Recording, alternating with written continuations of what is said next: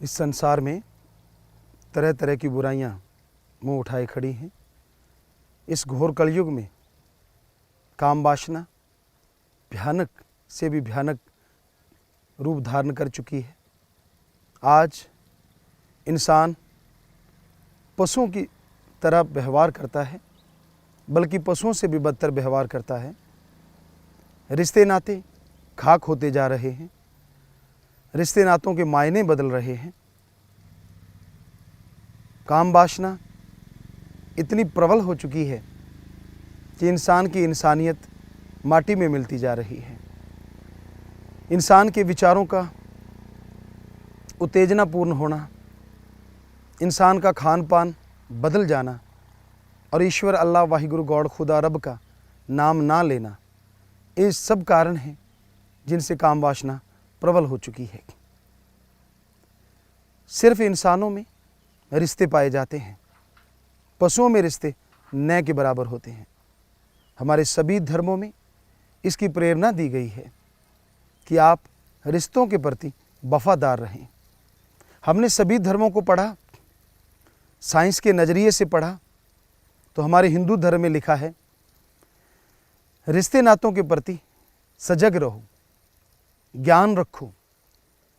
उदाहरण दिया है रावण का। रावण के पास सब कुछ था, सोने की लंका थी, उसके बर्तन सोने के थे, बहुत औलाद थी खुद की। कैसे थी इतनी औलाद? रावण सफल क्लोन ज्ञाता था। खुद के 3 या 5 बच्चे थे, बाकी सब क्लोन से बनाए गए थे। सफल इसलिए 1 लाख बेटा उसने पैदा किया, क्लोन से बनाया, तो आगे 1.25 लाख उसके पोते थे, नाती थी। रावण हमेशा एटम परमाणु कंधे पे टांग के चलता था। रावण चारों वेदों का टीकाकार पंडित था। हमारे वेदों को संगीतमय बनाने वाला रावण था। रावण सफल राजनीतिज्ञ था, जब चाहे बरसात करवा लेता था और चंद्रमा की रोशनी से भी खाना बना लेता था। सूर्य की रोशनी से तो बनाता था, पर चंद्रमा की रोशनी से भी भोजन बना लेता था। उसके पास जहाज सब कुछ था। इतना बड़ा साइंटिस्ट, इतना बड़ा राजनीतिज्ञ, इतना बड़ा पंडित ज्ञानी, पर उसने एक बुरा कर्म किया, सीता जी को उठाया, पराई औरत। तो 1 लख पूत 1.25 लाख नाती, तेरा वन घर दिया न बाती। ऐसा हश्र हुआ कि उसका सब कुछ माटी में मिल गया। घर में कोई दिया बत्ती करने वाला औलाद नहीं बचा। यही बात इस्लाम धर्म में पवित्र कुरान शरीफ में आती है, जायज रिश्ता अख्तियार करो, हराम खोरी ना करो। हराम खोरी करोगे तो आपकी की गई इबादत खाक में मिल जाएगी, आप दोजख में जलोगे। यही बात सिख धर्म में आती है। सिख धर्म में भी यही बोला गया कि भाई रिश्ते नाते इंसानों में होते हैं, पशुओं में न के बराबर। जिस दिन इंसान पशु बनेगा, यहां भी नरक और आगे भी नरक। हमारे पास पूरी दुनिया से, पूरे वर्ल्ड से लोग आते रहते हैं और उनमें ऐसे मरीज आते हैं जो 80-80 किलो के थे, 30 किलो वजन रह जाता है। और वजह उनकी यही होती है कि उनको एड्स होता है। बुरी तरह मौत मांग रहे होते हैं, पर मौत नहीं मिलती। तो इसलिए हमारे धर्मों में जो लिखा, गुरुओं महापुरुषों ने जो लिखा कि रिश्ते नाते इंसानों में होते हैं, अगर इंसान पशु बनेगा तो यहां भी नरक, आगे भी नरक, तो वो नरक भोगते हैं। इसी तरह ईसाई धर्म में लिखा है कि जो रिश्तों के प्रति वफादार नहीं होते, भगवान गॉड उनका वफादार नहीं होता। तो धर्मों के अनुसार ये साबित होता है कि हमें रिश्तों के प्रति वफादार रहना चाहिए। इंसान रिश्तों के प्रति अगर वफादार है, रिश्तों के प्रति अगर सही रहता है तो वो अपना जीवन सुख में व्यतीत कर सकता है। इसलिए जायज रिश्ता अख्तियार कीजिए। पति पत्नी का रिश्ता सही है। उसके अलावा उम्र में बड़े हैं तो अपने माँ बाप के समान, दादा दादी बुजुर्गों के समान मानिए। हम उम्र हैं, बहन भाई के समान मानिए। और आपसे अगर छोटे हैं तो अपने बेटे बेटी के समान मानिए। जब तक शादी नहीं होती ब्रह्मचर्य का पालन कीजिए। अगर आप ब्रह्मचर्य का पालन करते हैं तो 100 में से 99 बीमारी आपको नहीं लगेगी। हमने प्रैक्टिकली किया है और लगभग 5 करोड़ लोगों को बताया। उनमें 70% यूथ है, नौजवान है। बहुत से नौजवानों ने करके देखा। ब्रह्मचर्य का पालन क्या होता है? आप वीर्य को जाने ना दें। कई डॉक्टर कहते हैं कि अगर वीर्य नहीं जाएगा तो ओवरफ्लो हो जाता है। ये सब झूठ है, बिल्कुल गलत है। वीर्य अगर बॉडी से नहीं जाता तो बॉडी के ढाल का काम करता है। बॉडी स्ट्रांग हो जाती है, मजबूत हो जाती है और उसके नज़दीक रोग नहीं आते। 1% इसलिए कर्म रोग आ सकते हैं। उसमें भी अगर राम नाम का जाप किया जाए, अल्लाह, गॉड, खुदा, रब, वाहिगुरु, ईश्वर का नाम लिया जाए तो 1% रोग भी नहीं लगते। यही नहीं, अगर आप ब्रह्मचर्य का पालन करते हैं तो ब्रह्मचर्य का पालन करते करते आपका मैरिज हो जाता है, आपकी शादी हो जाती है। शादी के बाद जो बच्चा पैदा होगा वो 100% तंदुरुस्त होगा, विकलांग या मंदबुद्धि नहीं होगा। यह हम आपको गारंटी देते हैं। हमारे आयुर्वेदा में लिखा है, हमने खुद प्रैक्टिकली किया है। तो यही हकीकत, यही सच है। तो कई बार लोग कहते हैं कि ब्रह्मचर्य का पालन करना, और वो भी इस युग में, बहुत ही मुश्किल है। मुश्किल नहीं है, कठिन जरूर है। असंभव नहीं है, पर मुश्किल थोड़ा लगता है लोगों को। तो उसके लिए जरूरी है आप अपना खान पान सही रखें। ज़्यादा तेज मिर्च मसाला, गरम मसाले ना खाएं। और जब भी कभी आपके विचार उत्तेजित होते हैं, आपके अंदर उत्तेजना आती है, गलत विचार आते हैं, हम आपको गुरु मंत्र बताएंगे जो हमारे हिंदू धर्म में बोला गुरु मंत्र, कलमा, मेथड ऑफ मेडिटेशन, नाम शब्द सभी धर्मों में उसका नाम है। आप पानी पीजिए, 5 मिनट सिर्फ उस गुरु मंत्र का जाप कीजिए। 80-90% फर्स्ट टाइम में विचार आपके कंट्रोल में होंगे। अगर आप रेगुलर, लगातार उस गुरु मंत्र का जाप करते रहते हैं तो 100% विचारों पे आप काबू पा सकते हैं। और आप अपने विचारों पे काबू पा लेते हैं। इतना सुखी कोई दूसरा नहीं हो सकता जितना सुखी जिसने विचारों पे काबू पाया है वो होता है। तो काम वासना इंसान को खोखला कर देती है। इंसान कामिक कीड़ा हो जाता है। उसके लिए माता, पिता, बहन, भाई, बेटा, बेटी, कुछ रिश्ते मायने नहीं रखते। उसकी गंदी सोच, उसकी गिरी सोच हर समय उसको, हर पल उसको एक ही ख्याल देती है, और वो होता है काम वासना, विषय विकार। और जिसके अंदर खुद के बुरे विचार होते हैं, सामने वाले को कभी अच्छा नहीं मानता। जैसे खुद के विचार हैं वैसा सामने वाले को उसी तराजू पे वो तोलता है। तो भाई, बुरे विचारों को काबू करना अति जरूरी है। विषय विकारों से बच के रहना, जिंदगी में बहार को लेके आना है। एक ऋषि थे, आपको एक सच्ची बात सुनाते हैं। उन्होंने बहुत तपस्या की, बहुत समय जंगलों में रहे, ईश्वर की भक्ति में, मालिक की भक्ति में लगे रहे, शायद रिद्धि सिद्धि की भक्ति में बहुत समय लगाया। उनको सिद्धियां प्राप्त हुई। वो आए, जंगलों में रहे थे सैकड़ों साल, बहुत लंबी उम्र हुआ करती थी उस समय, इंसानों को नहीं देखा था। आए, रास्ते में एक समुंदर था, उसको पार करना था, बहुत बड़ी नदी थी। इधर उधर देखा, कोई नजर नहीं आया। फकीर को एक झोंपड़ी नजर आई, कुछ घर नजर आए, आवाज दी तो वहां से एक नौजवान लड़की बाहर आई। कहने लगी, ऋषिवर कहाँ जाना है आपने? कि मैंने दूसरे छोर पे जाना है, वो लड़की कहने लगी मेरे पिताजी नहीं है, कोई भी नहीं। तो ऋषि कहने लगे क्या आपको नाव खेनी आती है? कहने लगी जी बिल्कुल आती है। तो आप हमें उस साइड छोड़ आए। ऋषि नाव में बैठ गए। लड़की नाव खेने लगी तो समुंदर के पास चलती हुई लहरें, ठंडी बहती हुई पवन, एकदम ऋषि के अंदर बुरे विचारों ने तूफान खड़ा कर दिया। काम वासना प्रबल हो गई। तो ऋषि ने लड़की से कहा आप मेरे साथ गंधर्व विवाह करवाओ। लड़की बोली आप मेरे पिता के समान हैं, ऐसा मत बोलिए। ऋषि क्रोधित होने लगे, आप पिता वाली बात मत करो। तो लड़की ने देखा कि अब ऋषि जो है उसके अंदर काम वासना भड़क चुकी है, विवाह करवाने को आतुर है। तो लड़की ने फिर भी ज्ञान से काम लिया। कहने लगी ऋषिवर बहुत बड़ा समुंदर है, ये समुंदर देवता देख रहा है। कहने लगा इतनी सी बात। रिद्धि सिद्धि का जाप किया, अंजलि पानी की भरी और ऐसे फेंकी तो वो जगह धरती हो गई। कहने लगे देखो ये तो धरती है। कहने लगे नहीं ऋषिवर मैं आपसे शादी नहीं करवा सकती, सूर्य देव देख रहे हैं। कहता इतनी बात।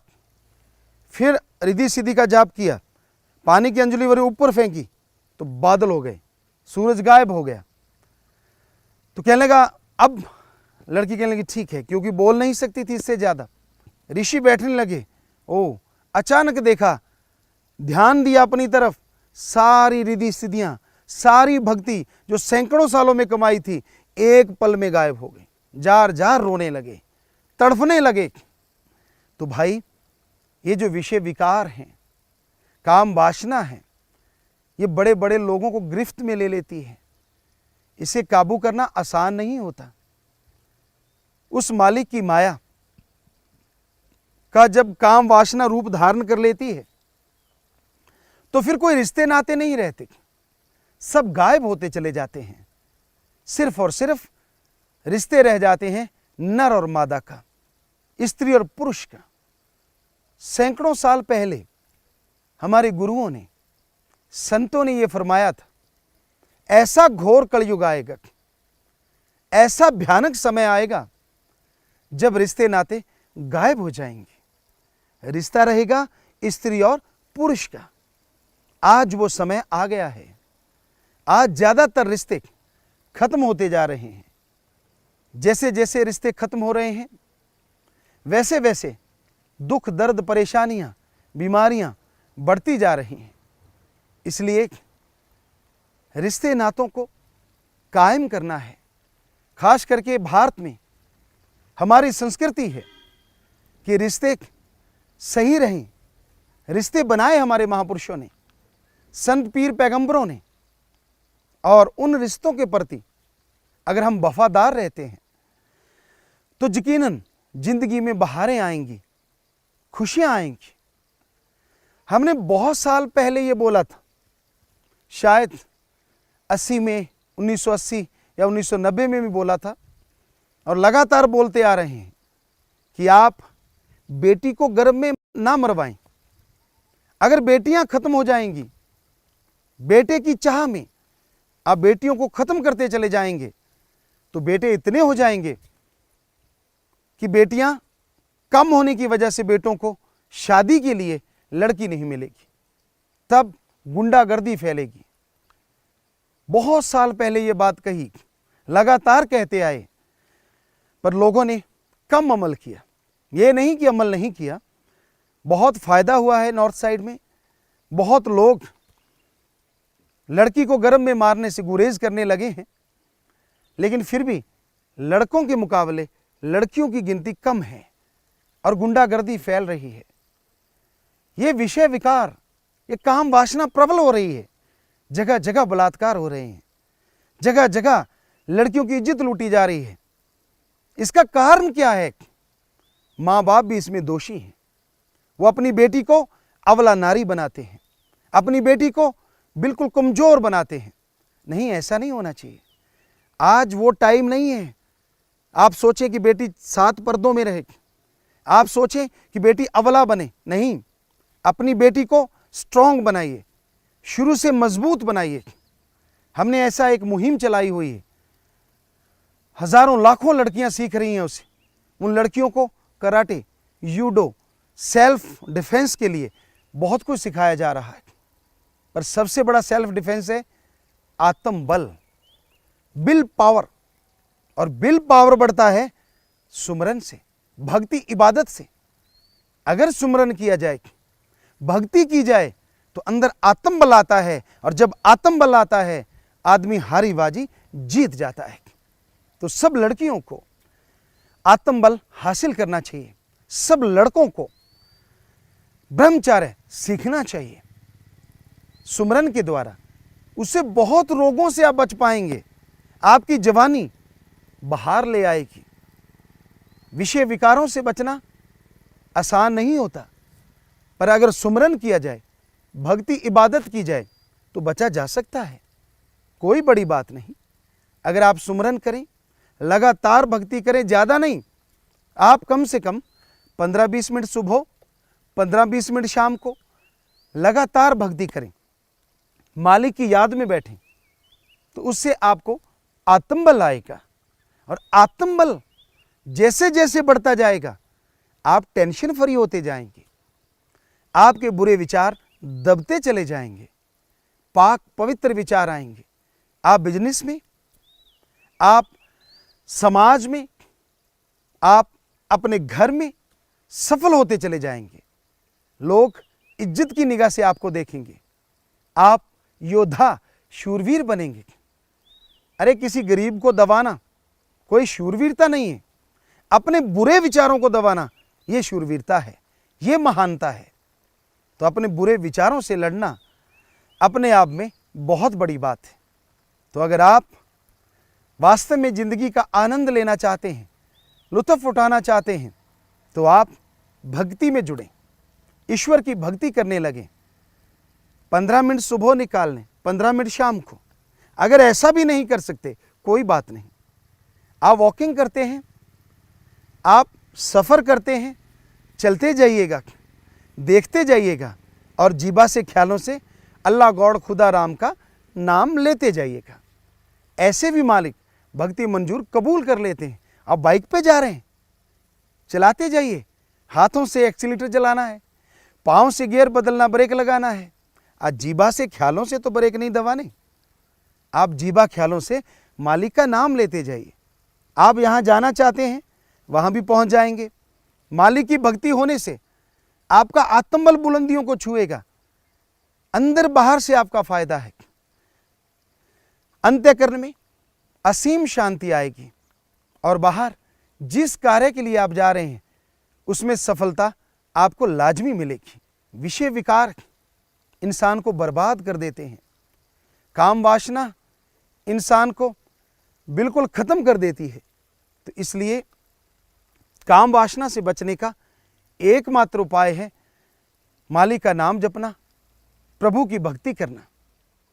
उसके लिए आप ये मत सोचिए कि आप लेटे हुए हैं, बैठे हुए हैं, काम धंधा कर रहे हैं, नहीं, वो एक अलग बात है।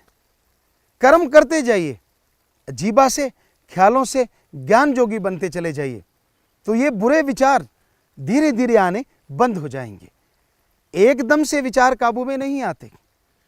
विचारों को काबू करने के लिए आपको समय देना होगा।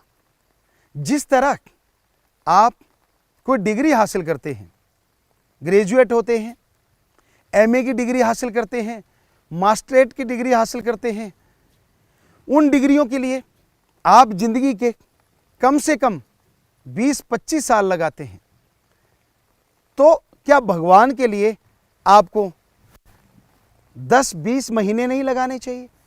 ज़्यादा समय नहीं, कम से कम 10-20 महीने लगा के देखिए। हम आपको गारंटी देते हैं, आप घंटा सुबह घंटा शाम अगर अल्लाह मालिक का नाम जपेंगे तो आपके विचार भी काबू में आ जाएंगे, और आपके अंत्यकरण में असीम शांति आएगी, और बुरे विचार हमेशा के लिए आपसे दूर हो जाएंगे। ईश्वर का नाम लेना मुश्किल नहीं है। कोई धर्म नहीं छोड़ना, कोई पहनावा नहीं बदलना, कोई घर बार नहीं छोड़ना। अपने घर परिवार में रहते हुए, घर परिवार में ऐसा आप रहिए, जैसा दिल करता है वैसे कपड़े पहनो, कपड़े भी नहीं बदलने। कोई घर बार छोड़ के जंगल पहाड़ उजाड़ में नहीं जाना। बस आपको शब्द बताएंगे, उन शब्दों को धारण कीजिए। जैसा मर्जी पहनावा, जैसा मर्जी खान पान, बस उन शब्दों का अभ्यास चलते काम धंधा करते हुए आप निरंतर करते रहिए। यकीनन यकीनन आप विल पावर हासिल कर लेंगे, आत्मबल हासिल कर लेंगे। और जब आत्मबल आएगा आप करैक्टर के भी बहुत हाई हो जाएंगे। और जो अपने विचारों को काबू कर लेता है उसके अंतःकरण में असीम शांति आ जाती है, एक पावर आ जाती है जिससे इंसान सफलता की सीढ़ियां चढ़ता चला जाता है। कभी भी नेगेटिव विचार उसको तंग नहीं कर सकते। इसलिए आप सुमरन करें, भक्ति इबादत करें। काम वासना जितनी भी प्रबल हो, विषय विकार होते हैं क्योंकि जवानी है, समय ऐसा होता है, उम्र का तकाजा है, खून का सर्कल ब्लड जो चलता है वो इस तरह से चलता है, दिमाग में सोच इस तरह की आती है। लेकिन भगवान अल्लाह गॉड खुदा रब का नाम ऐसी ताकत है जो इंसान की सोच को काबू में ले आता है। और वही सोच फिर इंसानियत की आती है, मानवता की आती है, जिसके सहारे इंसान खुद भी सुखी रहता है, परिवार भी सुखी रहता है, समाज भी सुखी रहता है। क्योंकि सारा दिन आप जो खुराक लेते हैं शरीर के लिए है या मन के लिए है, आत्मा की खुराक तो आप खाते ही नहीं। आत्मा की खुराक सिर्फ एक ही है और वो है प्रभु का नाम या प्रभु की बनाई सृष्टि की निस्वार्थ सेवा, भावना से की गई सेवा। कौन सी सेवा, कौन सा दान जिससे आपके विचार अच्छे हो जाएं, जिससे आत्मबल चरम सीमा तक बढ़ जाए। वो भावना, वो विचार, किसी बीमार का इलाज करवा दीजिए, भूखे को खाना खिला दीजिए, प्यासे को पानी पिला दीजिए। आदमी, पशु, पक्षी, परिंदा, आप उनका अगर साथ देते हैं, उनका भला करते हैं, तो इसी का नाम इंसानियत है। और ये इंसानियत के साथ साथ ईश्वर का नाम अगर आप लगातार लेते जाते हैं तो आप मालिक की भक्ति से अपने आप को बुलंद हौसला कर लेते हैं और खुशियों से लबरेज हो जाते हैं।